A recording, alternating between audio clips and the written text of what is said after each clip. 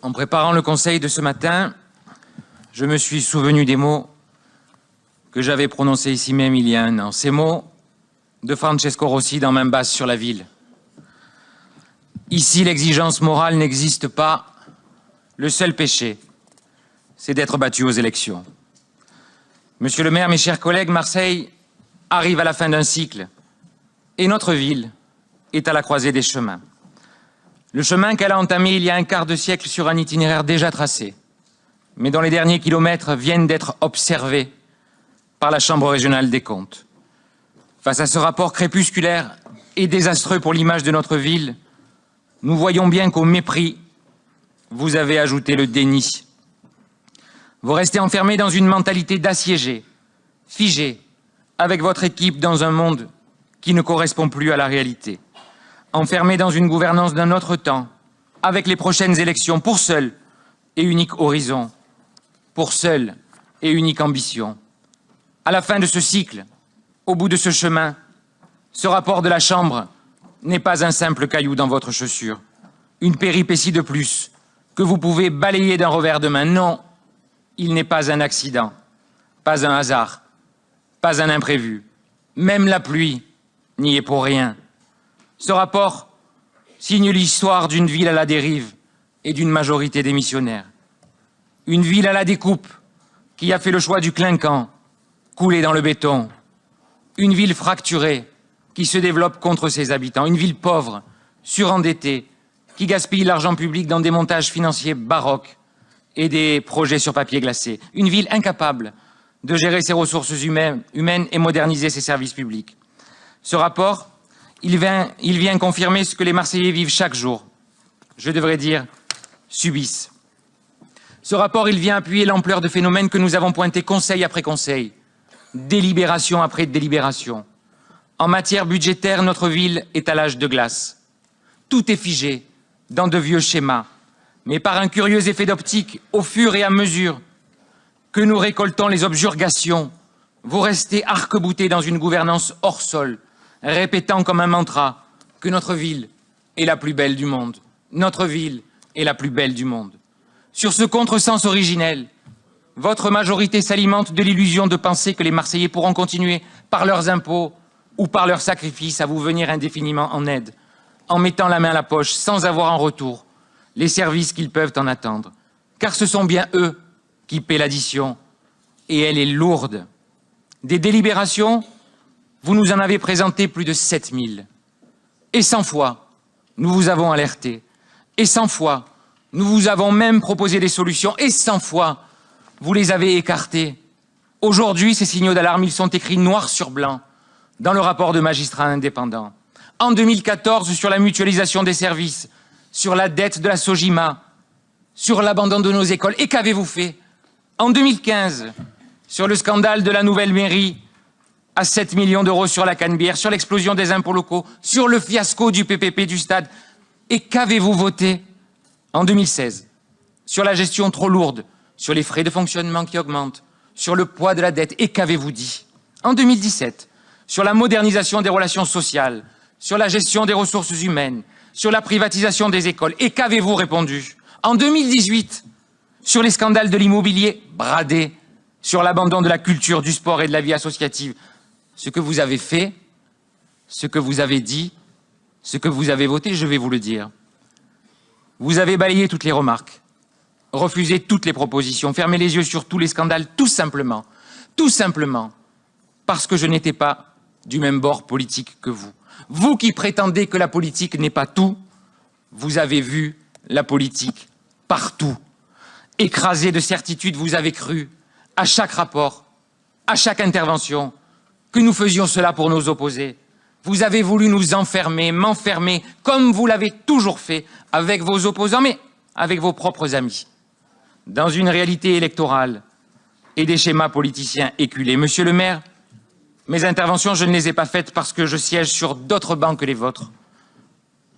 Je sais que ça vous arrange de le penser. Mes interventions, elles se basent sur des faits précis, des informations vérifiées, des chiffres fiables.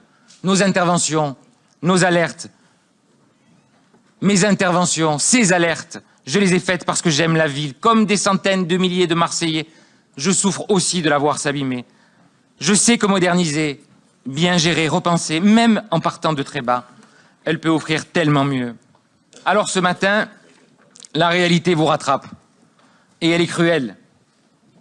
Pour vous, comme pour votre majorité, vos dauphins, vos préférés, vos amis, vous qui depuis 25 ans avez tout voté, refusant de voir le mur qui arrivait en pleine face, vous qui depuis 25 ans avez tout bradé, tout dilapidé, tout gaspillé, vous qui n'avez jamais levé la main autrement que pour ricaner, pour acquiescer ou pour nier avec beaucoup de condescendance et de mépris.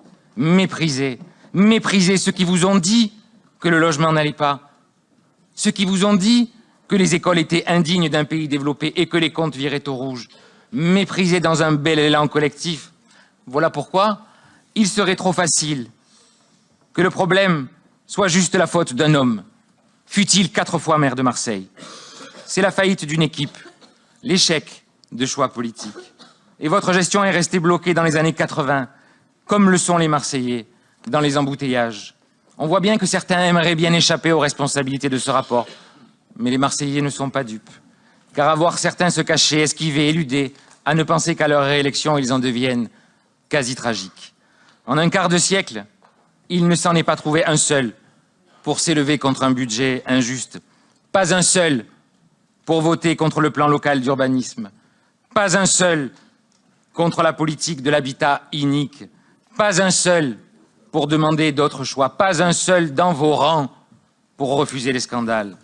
Ouvrez les yeux, sortez de l'ornière, arrêtez de chercher d'autres coupables que vous-même, que votre gestion, votre gabegie ou votre lâcheté. Vous avez failli. C'est vous qui avez fait de la politique politicienne avec les comptes, avec les budgets, avec la vie des Marseillais. Les chiffres, eux, ils ne font pas de politique. Le patrimoine de la ville n'est ni de droite, ni de gauche. Les impôts que paient les Marseillais ne sont ni de droite, ni de gauche. Les écoles, elles ne sont pas de droite, elles ne sont pas de gauche. Pas plus que les piscines, que les stades ou que les routes. Pas plus d'ailleurs que le rapport de la Chambre. Le rapport de la Chambre, il vient diagnostiquer un symptôme, pas soigner le mal, monsieur le maire. Le rapport de la Chambre, c'est le thermomètre qui dit la fièvre, pas la maladie. La maladie, c'est votre système politique qui fait de l'électoralisme l'alpha et l'oméga de toutes vos décisions. C'est Naples des années 60, où seul le péché, c'est d'être battu aux élections. C'est un système qui préfère flatter les soutiens que répondre aux besoins. Celui où les seuls résultats sont ceux des élections, les seules cartes sont celles des bureaux de vote, les seules ambitions sont celles de vos réélections. C'est une ville où on rénove les écoles parce que les parents votent bien, pas parce que les petits ont froid. C'est une ville où la carte scolaire doit suivre celle des prix de l'immobilier. C'est une ville où on abandonne nos agents plutôt que d'oser rénover nos relations sociales. Une ville où le développement économique se résume à des voyages, à Miami ou à Tokyo, et où qu'importe le nombre d'emplois que vous créez sur le territoire, seul compte votre proximité avec le pouvoir. Une ville où le sport ou la culture ne sont vus qu'à l'aune de ce que cela va vous rapporter. Une ville où l'urbanisme n'est pas fait pour développer la ville, mais pour préparer les élections. Une ville asphyxiée, thrombosée, sclérosée, où les tramways suivent les métros, qui eux-mêmes suivent la carte électorale. C'est une ville où les promoteurs immobiliers ont plus de poids que l'histoire, que notre identité et que la vie des Marseillais, où les coteries s'entendent et s'organisent dans des cocktails clinquants. C'est un système de classe, de silos et d'intérêts particuliers qui prennent le pas sur l'intérêt général. C'est ce système qui doit aujourd'hui radicalement changer. Aujourd'hui, les faits vous rattrapent et nous donnent tristement raison. Bien évidemment qu'on ne reverra jamais les millions d'euros perdus. On ne retrouvera pas les vestiges de la Corderie, on n'offrira jamais une seconde chance à ces enfants qui ont grandi dans des écoles indignes. Et aucun rapport, aucune délibération, aucun jugement ne viendront soulager la peine des victimes du mal logement. Et pourtant, il faut garder espoir. Espoir parce que le rapport de la Chambre vient clôturer la fin d'un cycle pour notre ville, un cycle d'abandon et de renoncement. Vous n'avez pas abandonné vos mandats, vous en avez abandonné la charge. Vous n'avez pas renoncé aux élections, vous avez renoncé au pouvoir de changer les choses.